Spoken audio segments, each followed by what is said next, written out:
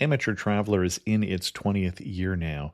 But can you imagine if I had people on the show who had never been to the destination, but had just read about it or seen a movie about it? That wouldn't make any sense at all, and you wouldn't listen. We all know how important it is to receive advice from people who know a destination to get the most authentic local experience.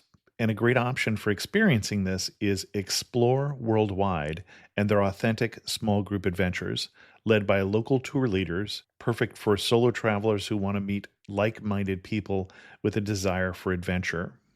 I'm often an independent traveler, but two of my last three trips were with small group tours because they organize everything and it's a lot easier. If you want to recreate the tour I did to Malta, they have a Malta and Gozo Discovery Tour. I'm intrigued by one of their tours called A Taste of Sicily. The company again is Explore Worldwide, and visit exploreworldwide.com to learn more. And thanks to Explore Worldwide for sponsoring this episode of Amateur Traveler. The nights are long, the days are short, and the weather is chilly to downright cold, depending on where you are. It's a good time to slip into a Quince iconic Mongolian cashmere sweaters, which start at only $50. You can treat yourself to everyday luxury at an affordable price with Quince. If you really want to dive into luxury, you can check out their leather handbags, washable silk shirts, and European linen sheet sets. Whatever you're looking for at Quince, all the prices are 50 to 80% less than similar brands, and they do that by partnering directly with top factories and cutting out the middleman. They only work with factories that use safe, ethical, and responsible manufacturing processes. And of course, they use premium fabrics and finishes for that luxury feel in every piece. But you've already heard me rave about my Quince travel pants. Treat yourself this winter without the luxury price tag. Go to quince.com/traveler for 365-day returns plus free shipping on your order. That's QUINCE.com/traveler to get free shipping and 365-day returns. Quince.com/traveler. And thanks to Quince for sponsoring this episode of Amateur Traveler. Got my bags packed, I'm on a roll. I'm heading out there and I'm ready to go. I'm looking real good in my passport photo. Oh, no. Amateur Traveler, episode 150. Today, the Amateur Traveler goes to the Bahamas. Learn about this area of 700 islands and a great deal of variety, from pristine beaches to fancy resorts. Today on the Amateur Traveler. Be heading home, but maybe not today. Welcome to the Amateur Traveler. I'm your host, Chris Christensen. Before we get into this week's show, I want to bring out three different news stories from a series of news stories I posted on the Tripinator blog recently. The first one is about the Eiffel Tower. The lights are going out. Since January 1st, 2000, every hour after dusk, the 20,000 bulbs twinkle brilliantly for 10 minutes in what's become a tourist hit. But starting next month, the company that runs the tower has decided to half the time the bulbs are on, cutting illumination for 400 to 200 hours. It's not going to save a lot of energy, but it is a symbolic gesture in this time of high price of energy. And speaking of conservation, at Buckingham Palace, they're talking about changing the hats, the bearskin hats worn by the straight-faced guards. They've worn them for almost 200 years. They actually commemorate the victory over the French Imperial Guards at the Battle of Waterloo. But to try and save black bears, the Buckingham Palace guardsmen are looking at replacing with a more modern alternative. So if you want your pictures, go now. And then the last story. Tell me if this sounds like a good idea to you. A woman who missed her plane but had her luggage go on the plane was trying to get the plane turned around and reportedly told people that there was a bomb in her luggage. Well, you might not be surprised to know that a New York judge has ordered her to pay for the cost of an emergency landing, which is a $23,000 fine. It's not a good idea. Don't ever do that. More details about these and other stories, go to the show notes at amateurtraveler.com. I'd like to welcome to the show Lori from Saratoga Springs, New York, who's come to talk to us about the Bahamas. Lori, welcome to the show. Thank you so much. So why the Bahamas? Why should someone go to the Bahamas? Let's start with the basics. Well, in my experience working in the travel, hospitality, and tourism business for the last 25 years, I have found that the Bahamas, and particularly the Bahama Out Islands, are just so underrated. And people don't know how beautiful they are and how wonderfully warm and hospitable the people are, particularly when you get into the Out Islands. And when we talk about the out islands, we're talking about the lesser known and the smaller islands. Are we also talking further to the east? Well, the Out Islands really encompass everything that is not Nassau, Freeport, Paradise Island. Okay. You have everything, Abacos, Exuma, Andros, right down to San Salvador and Cat Island. Okay. And if you had to recommend an itinerary of the Bahamas, especially the Out Islands, say a week or 2 week itinerary, what would you recommend? What's a good way to first see the Bahamas? Well, the first thing I would do is find out what the people are really looking for. Because as you well know, anyone who's going on vacation has their own ideal in their mind of what they would like to do and the things they'd like to see and experiences that they want to have. And one of the nice things about the Bahamas is that you do have a wide variety of different options in that regard. If someone was interested in getting a great overview of what the Bahamas has to offer, and they did have 10 days to 2 weeks, I would certainly recommend that they spend some time either in, preferably in Nassau Paradise Island area, which is very glitzy. There's more hustle and bustle, and there's really fun things to do at Atlantis for the kids as far as seeing the sharks and all that kind of stuff. And then go and experience the wonderful serenity of one or two of the out islands. Treasure Cay on Abaco has always been one of my favorite places. In fact, my family has several homes there now because it has that wonderful balance of being a community spirit, yet still maintaining that lovely Bahamian atmosphere, where you've got, actually, the beach in Treasure Cay has been rated by National Geographic as one of the 10 most beautiful in the world. And if you're a beach person, that's a great reason to go there. But also they have a Dick Wilson golf course there. They have wonderful restaurants. Not a lot of them, but, enough to satisfy most people on a vacation. And there's duty-free shopping, so you have that arrangement as well. And then you can get to some of the islands that are a little more remote, a little more tranquil. Eleuthera is one that comes to mind. The Exumas actually are getting more built up now, but they used to be very quiet, almost fishing village-like, where you can go and just totally relax and beach it, snorkel, shelling, fishing, that sort of vacation. Okay. As I'm picturing what you're describing, we sort of started with a real resort atmosphere, Atlantis obviously being such a huge resort, and then we sort of worked our way to a more, I'd want to say, residential island. I'm thinking more like Kihei on Maui sort of feel to it. And then we're working our way to something that is a little more undiscovered. Absolutely. Okay. And is there anything in the Bahamas that's really undiscovered at this point? How far do we go down that continuum? Well, there are 700 islands that make up the Bahamas, which is kind of funny. I mean, obviously all of them are not inhabited, but you don't hear about it so much, but you're finding that celebrities are buying up some of these smaller islands like Musha Cay and Garden Cay and making them their own private paradise. So I think more and more you'll hear in the media about these other islands that were never developed as resorts coming up for sale and being purchased by people who just want to really get away from everything. Mm-hmm. Well, and we see, obviously, the cruise ships also buying up islands in the Bahamas now, too, for their private little playgrounds. Great Stirrup Cay and a couple of those places. Mm-hmm. They do have their own, and they've had them for a while.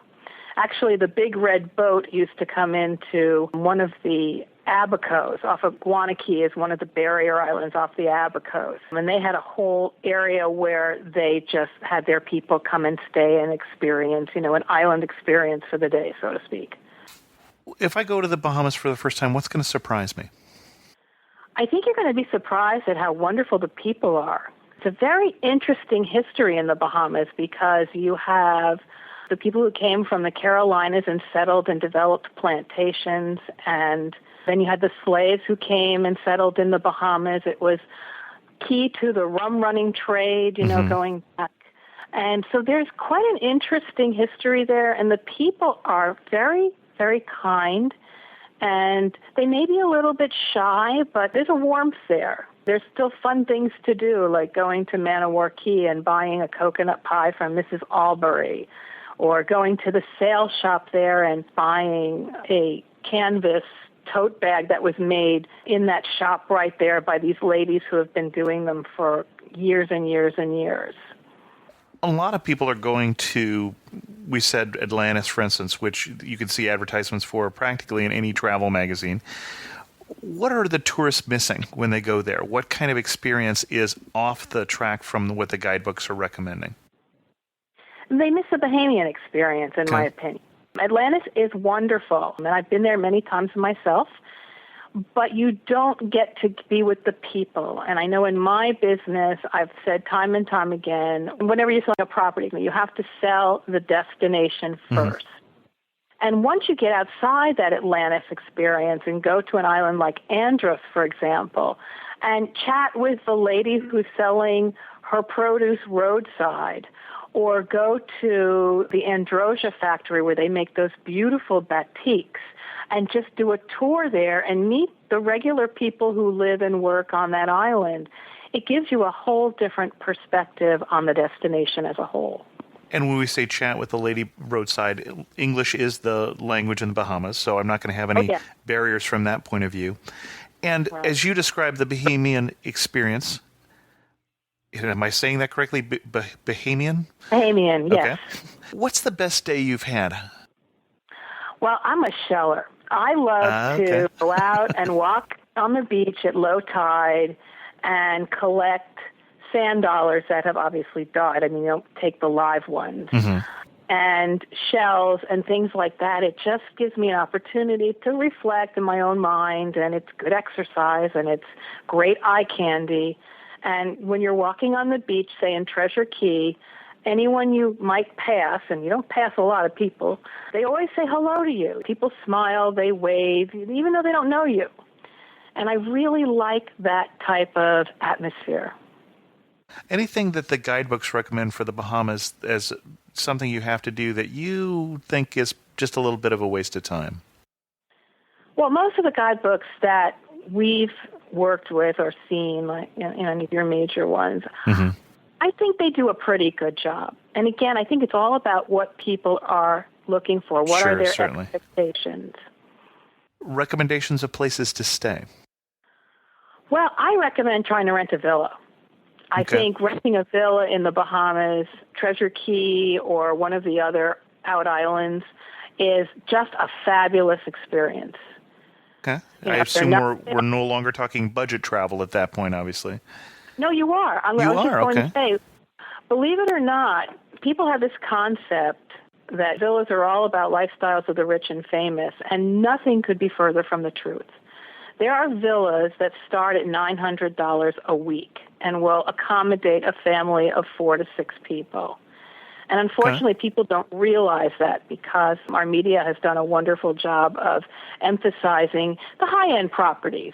But in the Bahamas, you can rent a lovely villa or a cottage or a condominium on one of the islands and either be on the beach or within walking distance to the beach for anywhere between $900 and I'm going to say $2,000 high season.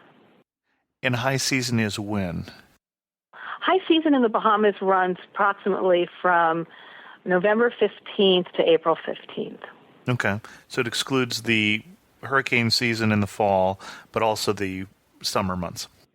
Yeah, and actually the summer months are the most beautiful months in the Bahamas because that's when the sun is out till 9 o'clock at night, and the water is calm like glass, and that is when the fishing tournaments and the sailing regattas and things like that take place because the sea is so calm. Okay. Anything notable about the cuisine in the Bahamas? Well, they do have their own cuisine, and unfortunately, the Bahamas are often dumped in with the Caribbean. And actually, if you look at the Bahamas on a map, they're in the Atlantic Ocean. And there is a little bit of its own culture. They have Jonkanu. That is very much Bahamian. Although, you see in tourism they use that a lot in other places. But there are things that are definitely Bahamian. They have great drinks like Goombay smashes, and they have wonderful fish. They cook fish with simple things like tomatoes, onions, and peppers. That's a very Bahamian dish. Johnny cake is very Bahamian. Okay. So that's part of the North Carolina influence or the Carolina influence then? I would say so. They do have their own thing going on there. I've worked in other islands in Jamaica and such where the Jamaican cuisine would be totally different from the Bahamian cuisine. So Johnny cakes would be a corn pancake almost. Yes, the Bahamian Johnny cake, I don't know what it is. Maybe it's their water. I can't tell you. But it has a particular flavor that you know it's Bahamian. Okay. And then you mentioned Jonkanu, and that one I didn't know. Yeah, Jonkanu is a Bahamian celebration. Okay. It's like when they do these other festivals in the Caribbean. Sometimes I feel they're so overplayed that it just takes away from it. Every island seems to adopt the same thing, and it may not be part of their culture. Maybe a more recent addition is what you're thinking. Well, I think it's a tourism thing. Tourism thing, okay. To attract people as one aspect of the experience. And in terms of getting around the Bahamas, I'm assuming I'm flying there usually, and then I'm getting around via boat or flying to some of the more remote islands. As you mentioned, for instance, your itinerary. How am I accomplishing that? Well, unfortunately, there's not terrific inter-island service. Okay. You can't really go, let's say, from, at least not to my knowledge, you can't go from Abaco to Eleuthera unless you charter a plane. You really have to go via Miami or Nassau to get from one island to the other. And that's just the way it's been. I know years ago we had meetings with government and said this would be a great thing if we could really make that work so that people could have a multiple island experience even if they're only there for a week, which they tend not to do because it takes too much time to get from one place to the other. Okay, interesting. Now, obviously, some people also charter a boat in the Bahamas because of the number of islands that are there. But that's almost more a different show at that point. So, well, they do have what they call water taxis, which is a water ferry service from some of the islands to one another. For example, there's a water taxi in both Treasure Cay and Marsh Harbor, which are the two main towns on Abaco. And these water taxis go to the other smaller Abaco islands, such as Green Turtle Cay or Man o' War Cay or Guana, Elbow Cay. Okay. One warning you would give about going to the Bahamas? Well, like anything else, when you get outside the U.S., you don't want to bring produce. There are things that you have to be careful of. You can bring food, like frozen meat we used to travel with, and tuna fish, and I don't know, things that, you may not find easily in some of the out-island grocery stores. But having said that, over the years, the grocery stores have improved such that they carry many items that you would find in a normal U.S. grocery store. Okay. And you're carrying frozen meat, I assume, because you're renting a villa at that point, and so you're bringing some groceries with you that you didn't think you'd get, rather than you just usually go around carrying frozen meat. Exactly, like steak. I mean, you might want to bring your frozen steaks with you.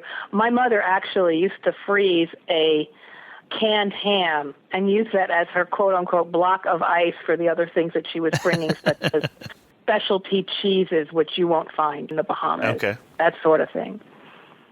Thinking back to your first trip to the Bahamas, what do you wish you'd known before you'd gone? Years ago, going back, we used to have to fly on really small planes. And I guess what I could say is you become accustomed to that and gain an appreciation for the fact that by flying in some of these smaller aircraft, and I'm talking about Cessna 420s, they're really small. I used to call them mosquitoes, in fact. You fly low and you get to see a lot as you're coming from the Florida coast into the Bahamas. The most memorable person you've met, you've mentioned a couple different people there that you've run into in your travels. Who sticks out in your memory? Wow, that's really a tough one. Actually, I like Vincent Vanderpool Wallace, who is currently the Director of Tourism. I believe that's his proper title.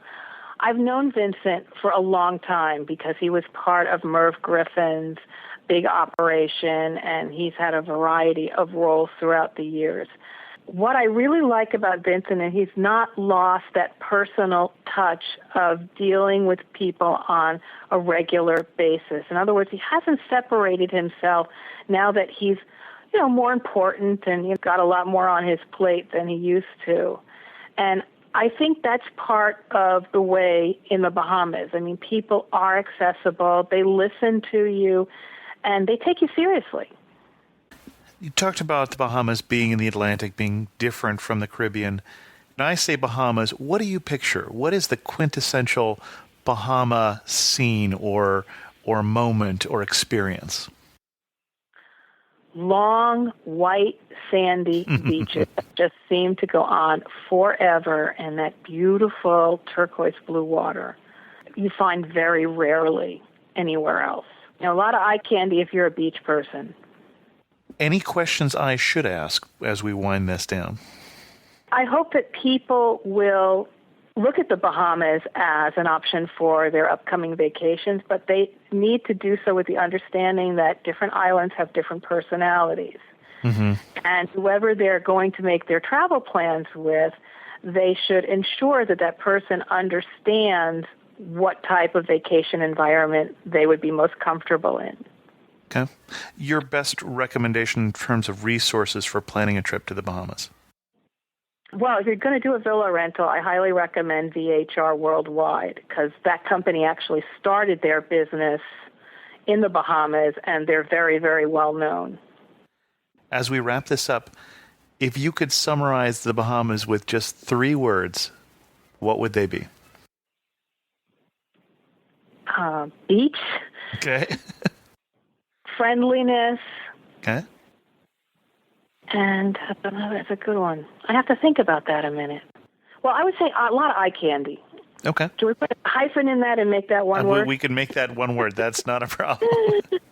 Yeah, you really do get a lot of eye candy there. With the flowers and the beaches and that beautiful, beautiful blue water.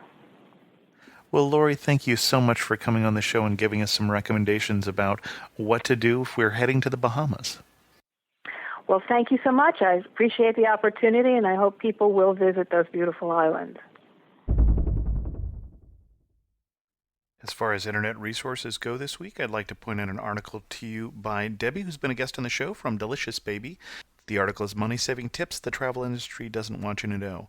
Debbie did a nice job of pointing out things like credit card companion fares, where to find maps of public transit through Google, how to renegotiate your rates if the rates have gone down since you booked your rental car or hotel, and a couple other really practical tips. So check out a link at amateurtraveler.com to that article. In news from the community, this is the 150th show. If you want to help me celebrate it, if you haven't reviewed the show on iTunes yet, that would be a great way to celebrate, at least on my behalf.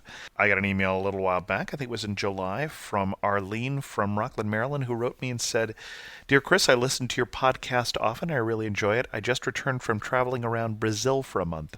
I traveled by myself and made my own arrangements. I found Brazil very friendly, the food fantastic, and the scenery very pretty. I went to Rio, the Pantanal, an Amazon jungle camp called Juma Lodge, Salvador, Ouro Preto, Tiradentes, and Cabo Frio. I mostly stayed in youth hostels, pousadas, and a few hotels. I had an air pass, but also took buses, which are really good in Brazil. Anyway, I thought your listeners might like to know that a single woman can travel easily in Brazil. Happy travels." Arlene, thanks for writing and telling us that. It's always interesting to hear where people are going. We had a question come up on a previous show about hurricanes and hurricane strength, and I was trying to remember hurricane strength off the top of my head. This seems like an appropriate topic given what's happening this week. DH wrote and said the Saffir-Simpson scale is on a scale of 1 to 5, and a hurricane, Class 1 hurricane, is 74 to 95 miles per hour, usually a storm surge of 4 to 5 feet. Class 2 is 96 to 110 miles per hour, storm surge 6 to 8 feet usually. Class 3, 111 to 130 miles per hour, storm surge 9 to 12 feet. Class 4, 131 to 155 miles per hour, storm surge usually 13 to 18 feet. And a Class 5, winds greater than 155 miles an hour, and storm surge usually greater than 18 feet. So that's something to keep in mind as you're listening to the news this week with all the hurricanes that seem to be heading towards people you may know. This show is again sponsored by Budget Rental Car. If you want to save on your next car rental, then just go to budget.com/travel. And with that, we'll wrap up this episode. If you have any questions, feel free to email them to host@amateurtraveler.com or leave a comment on the show notes at amateurtraveler.com. And as always, thanks so much for listening. Got to see one more cathedral. Got to sit in one more cafe. I know that I should